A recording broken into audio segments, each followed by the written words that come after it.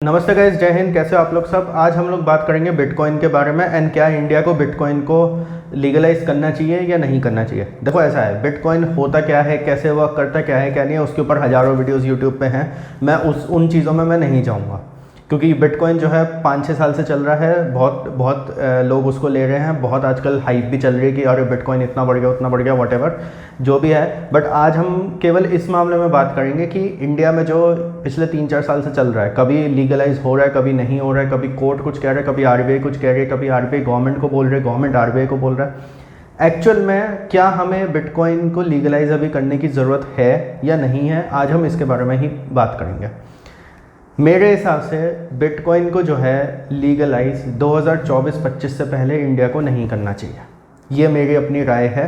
हो सकता है यू में एग्री और यू में डिसएग्री विद दिस। आप हो सकता है इससे एग्री करो या हो सकता है इससे डिसएग्री करो, बट मैं आपको बताऊंगा कि मेरा ऐसा क्यों मानना है कि हमें 2025 तक बिटकॉइन की तरफ इतना नहीं ध्यान देना चाहिए।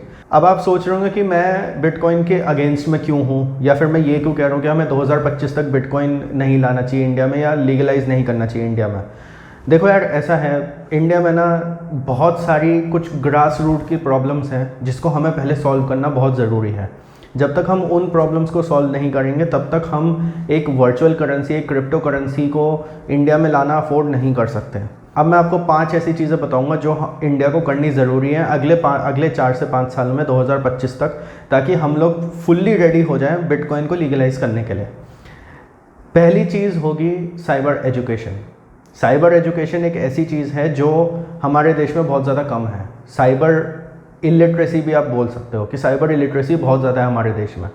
बहुत सारे लोग ऐसे हैं जिनको टेक की, साइबर स्पेस की, इंटरनेट की, इन सब चीज़ों की नॉलेज नहीं है। उनको नहीं पता कौन सी चीज़ कैसे यूज़ करनी है, क्या है क्या नहीं है। रोज़ केसेस आते हैं आपको। अगर आप लोग यूपीआई यूज़ करते हो, आप लोग को पता है कि भाई यूपीआई में जब आप पेमेंट भेज रहे हो तभी आपको पिन डालना है। अगर आप पेमेंट रिसीव कर रहे हो तो आपको पिन डालने की ज़रूरत नहीं है। बट आज की डेट में हमारे देश में बहुत सारे ऐसे लोग हैं जिनको अभी भी ये लगता है कि जो इस वजह से फ्रॉड का शिकार हो जाते हैं कि हमें जो पैसे रिसीव करने, अच्छा सामने वाले ने रिक्वेस्ट भेजी, अच्छा हम पिन डाल देते हैं। ऐसे नहीं होता है। ये जो बहुत छोटी छोटी चीज़ें ना, ये सब साइबर एजुकेशन में आती है। साइबर इलिटरेसी जो है ना, बहुत बड़ी प्रॉब्लम है इंडिया में।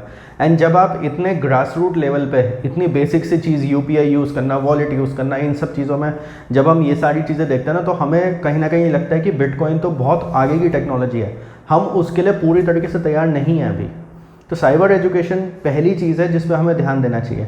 जितना हो सके हमें साइबर एजुकेशन पे ध्यान देना है। हमें अलग अलग टर्म्स को समझना है, क्या चीज़ कैसे होती है, क्या है क्या नहीं है। ये इतने सारे टेक चैनल्स जो हैं यूट्यूब पे, टेक्निकल गुरुजी हो गए, आपका गीकी रंजीत हो गए, ये उत्सव टेक ही हो गए, या ट्रैकिंग टेक हो गए, ये सब क्या है, ये सब आपको टेक की नॉलेज दे रहे हैं। आप अगर इन सब चैनल्स को देखोगे तो आपको टेक की बहुत अच्छी नॉलेज होगी। प्लस आपको जो है, आपको साइबर स्पेस के बारे में भी बहुत चीज़ें पता लगती हैं। इसके अलावा आप इंटरनेट के बारे में पढ़ो, आप अलग अलग चीज़ें समझो, कंप्यूटर के बारे में समझो, सब कुछ आपको समझना ज़रूरी है। कौन सी चीज़ कैसे वर्क करती है, सोशल मीडिया कैसे वर्क करता है, एसईओ कैसे होता है, ये सब चीज़ें जब आप समझोगे तब आपको बहुत अच्छी तरीके से आप एजुकेट हो जाओगे साइबर स्पेस में।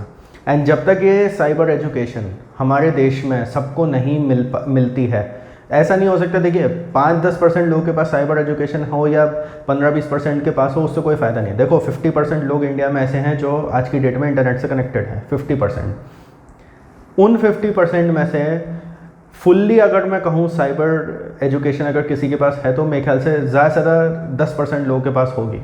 और जो बचे हुए 40% लोग हैं उनको अभी भी बहुत सारे बेसिक टर्म्स, बहुत सारी बेसिक चीज़ें नहीं पता हैं। कौन सी चीज़ कैसे यूज़ करनी है, क्या है क्या नहीं है, अपना ध्यान कैसे रखना है, फ्रॉड से कैसे बचना है, वो सारी चीज़ें उनको नहीं पता है। तो इसलिए बहुत ज़रूरी है कि हम ये जो वर्चुअल करेंसी, क्रिप्टो करेंसी, सुनने में बहुत अच्छा लगता है। अरे हम ग्लोबलाइज, कुछ मैंने इकोनॉमिक्स देखे, वो कहते हैं हम ग्लोबलाइज वर्ल्ड का पार्ट है तो हम क्रिप्टो करेंसीज़ में क्यों पीछे रहें।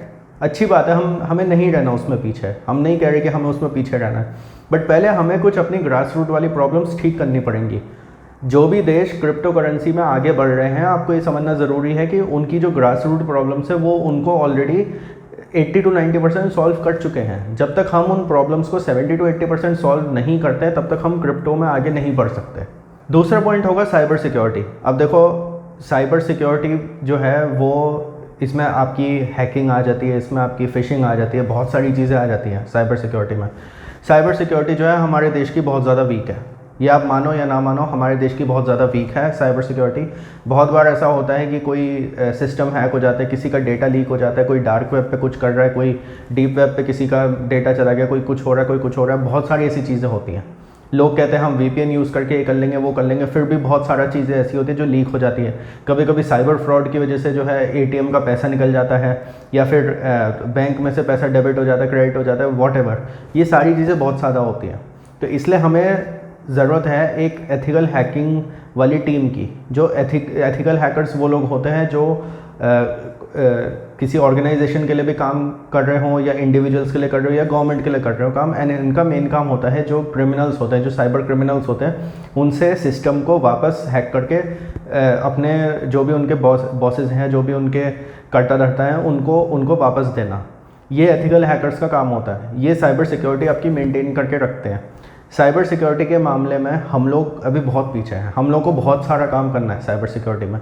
हम लोग को बहुत स्ट्रॉन्ग अपने IT सिस्टम्स बनाने हैं, हम लोग को सारे सिस्टम्स अपडेट करने हैं, बहुत सारी चीज़ें हमें करनी है। कुछ तो मैंने ऐसी भी खबरें सुनी कि कुछ ATM जो हैं विंडोज़ XP पे चल रहे हैं। विंडोज़ XP कब आया था? आपको 15-16 साल पहले आया था विंडोज़ XP। तो ये जो सारी चीज़ें ना, ये सारी चीज़ें जब तक नहीं होंगी तो आदमी कैसे सोचे कि भाई हम बिटकॉइन खरीदेंगे, या बिटकॉइन में ट्रेडिंग शुरू कर देते हैं, या बिटकॉइन को लीगलाइज कर देते हैं। तीसरा पॉइंट गाइज होगा डिजिटल डिवाइड। लास्ट ईयर 2020 में बहुत सारे ऐसे लोग थे लॉकडाउन के टाइम पे स्पेशली, जिनके पास इंटरनेट एक्सेस नहीं था, जिनके स्कूल छूट गए, वॉटएवर, बहुत सारी चीज़ें हुई। एंड जिन लोगों के पास इंटरनेट था, जिन लोगों के पास 4G कनेक्शन था या ब्रॉडबैंड था, वॉटएवर, उन सबको कोई प्रॉब्लम नहीं हुई। ऑफिस का काम कर रहे हैं, एजुकेशन क्लासेस हो रही हैं, ऑनलाइन क्लासेस हो रही हैं, कुछ भी हो रहा है, उनको कोई प्रॉब्लम नहीं हुई। बट ये डिजिटल डिवाइड एक बन गया लोगों के बीच में। अब वो क्यों बन गया? क्योंकि कुछ लोग के पास, जैसे वो होता है ना, वेल्थ डिस्ट्रीब्यूशन में इनइक्वालिटी हो जाती है, वैसे एक डिजिटल डिस्ट्रीब्यूशन में भी इनइक्वालिटी हो गई है। कुछ लोग हैं जिनके पास 100 MBPS का इंटरनेट है, कुछ हैं जिनके पास इंटरनेट कनेक्शन ही नहीं है। तो ऐसा भी एक चीज़ें हो रही हैं आजकल। अब जब ये डिजिटल डिवाइड अगर रहेगा, जैसे मैंने आपको फर्स्ट पॉइंट में बताया, हमारे देश में 50% लोग हैं जिनके पास इंटरनेट कनेक्टिविटी है, तो बचे हुए 50% का क्या होगा? आपको अगर बचे हुए 50% को भी हमें इंटरनेट पे लाना पड़ेगा, हमें बचे हुए 50% तक भी इंटरनेट पहुंचाना होगा। और ये कैसे पहुंचेगा? ये पहुंचेगा भाई, आप फाइबर बिछाइए, आप 4G 5G कनेक्टिविटी जो है उसको स्ट्रॉन्ग करिए। ज़्यादा से ज़्यादा लोग जब ऑनलाइन आएंगे तब ये डिजिटल डिवाइड हटेगा। नो डाउट रिलायंस जियो के आने के बाद बहुत सस्ता हो गया इंडिया का internet. One of the cheapest internet है इंडिया का पूरी दुनिया में अगर आप देखो। बट अभी भी जो है, जो रीच की जब बात आती है ना, तो बहुत सारे ऐसे इलाके हैं जहाँ पे 2G भी सही से नहीं चलता। अभी तो हम 5G की बात कर रहे हैं, 2G 3G भी सही से नहीं चलता, बहुत सारे ऐसे भी एरियाज़ हैं। नेक्स्ट पॉइंट होगा लेटेंसी एंड डाउन टाइम। अब ये लेटेंसी एंड डाउन टाइम मैं क्यों बोल रहा हूँ? देखो, अब मैंने लास्ट पॉइंट में आपको बताया डिजिटल डिवाइड जो है हमारे देश का वो ख़त्म होना चाहिए। बट मैंने अब क्या देखा है कि डिजिटल डिवाइड ख़त्म हो गया, आपके घर में इंटरनेट आ गया, 4G आ गया, ब्रॉडबैंड आ गया, कुछ भी 3G आ गया, जो भी है वो आ गया, बट स्पीड ही नहीं आ रही है, लेटेंसी हो रही है, डाउन टाइम हो रहा है। आप ऑनलाइन पेमेंट कर रहे हो, पेमेंट बीच में अटक गई, अकाउंट से पैसे कट गए, उधर जो मर्चेंट है उसके पास पैसे ही नहीं पहुँचे, ये सारी चीज़ें हो रही हैं। तो ये जो सब चीज़ें नहीं आती है लेटेंसी एंड डाउन टाइम में, and latency and down time India में बहुत है। तो ऐसा भी ना हो कि हम लोग इंटरनेट सबको पहुंचा दें but latency and down time बहुत ज़्यादा हो। देखो, बिटकॉइन एक ऐसी हाईटेक चीज़ है जिसमें आप ये चीज़ अफोर्ड नहीं कर सकते हो कि लेटेंसी हो, डाउन टाइम हो, या आप क्या कहते हैं, आपके पास इंटरनेट कनेक्टिविटी सही ना हो। ये सब चीज़ें आप उसमें नहीं कर सकते हो। इन सब चीज़ों के साथ आप बिटकॉइन में नहीं ट्रेडिंग कर सकते हो, ना आप बिटकॉइन को सही से यूज़ कर पाओगे। तो बेटर ये है कि हम इन चीज़ों को पहले ठीक करें। एंड बिटकॉइन में भी क्या है, बाइंग सेलिंग भी होती है, बिटकॉइन से पेमेंट भी होता है, क्योंकि एक वर्चुअल करेंसी है। करेंसी का मतलब क्या होता है कि आप उससे ट्रेडिंग कर सकते हो, आप उससे जो है अलग अलग चीज़ें खरीद सकते हो। हालांकि अभी तो ज़्यादातर उसका यूज़ इलीगल एक्टिविटीज़ वगैरह में होता है, बहुत कम मैंने देखा है कि कुछ कंपनीज़ ने अब बाहर जो है बिटकॉइन यूज़ करना शुरू कर दिया है, कुछ रेस्टोरेंट्स वगैरह, कुछ दुकानों ने यूज़ करना शुरू कर दिया, बट बहुत कम हुआ है। तो अगर आपको उसको एज अ करेंसी यूज़ करना है तो लेटेंसी डाउन टाइम को पहले कर्व करना पड़ेगा। आज की डेट में भी हमारे देश में ऐसा होता है कि आप एक जगह से दूसरी जगह जा रहे हो, आपने GPS ऑन किया हुआ है अपने 4G वाले फ़ोन में, एंड आप जो है कहीं पर नेटवर्क चला गया, उसकी वजह से आप किसी गांव में घूम गए। बहुत बार होता है ऐसा, एंड वहाँ पे नेटवर्क आ नहीं रहा, आप बाहर कैसे निकलो, फिर पूछते पाछते आपको बाहर निकलना होता है। तो ये जब तक कवरेज नहीं होगी तब तक आप बिटकॉइन का ना ही सोचें हम, तो ज़्यादा बेटर है। 5वां पॉइंट होगा रेगुलेशंस ऑन मिसयूज़। अब देखो ऐसा है, आज की डेट में आप लोगों को पता है कि सोशल मीडिया पे कितनी चीज़ें उल्टी सीधी हो जाती हैं, कितनी चीज़ें OTT ऐप्स पे ऑब्जेक्शनेबल दिखा देते हैं, कितनी अभी रूल्स भी आए हैं OTT ऐप्स के लिए और सोशल मीडिया यूसेज वगैरह के लिए। बहुत सारी चीज़ें होती हैं, क्योंकि देखो है क्या, हर टेक्नोलॉजी के ना फ़ायदे हैं तो नुकसान भी हैं। एंड हमारे देश में बहुत सारे ऐसे लोग हैं जो कोई भी नई टेक्नोलॉजी आएगी उसका मिसयूज़ करना पहले शुरू कर देंगे। मैंने आपको पहले ही बताया कि हम अभी भी पूरी दुनिया में बिटकॉइन जो है टेररिज्म, ड्रग डीलिंग एंड अलग अलग चीज़ों के लिए, बहुत इलीगल कामों के लिए भी यूज़ हो रहा है, डार्क वेब पे बहुत यूज़ होता है, ये सारी चीज़ें हैं। तो अगर हम लोग बिटकॉइन को अभी ले आते हैं तो जो सोशल मीडिया को जो मिसयूज़ कर रहे हैं, या जो OTT ऐप्स का जो मिसयूज़ कर रहे हैं, या जो ओवरऑल इंटरनेट का जो मिसयूज़ कर रहे हैं, जो हैकर्स हैं, उनके लिए बहुत ईजी पैसेज हो जाएगा एक, उनके लिए बहुत चीज़ें आसान हो जाएंगी। बिकॉज आपने शुरुआत के जो मैंने 4 पॉइंट्स बोले, आपने वो चीज़ कवर करी नहीं। ना आपके लोगों को साइबर एजुकेशन है, ना आपके पास साइबर सिक्योरिटी है, ना आपके पास 4G कनेक्टिविटी वगैरह है, या लास्ट माइल कनेक्टिविटी है when it comes to internet, ना आपके पास लेटेंसी डाउन टाइम को कर्व करने के लिए कोई सिस्टम है। और आप जो है, आप यहाँ पे ये सोचें कि भाई जो क्रिमिनल्स हैं वो कोई क्राइम नहीं करेंगे, वो बिल्कुल करेंगे।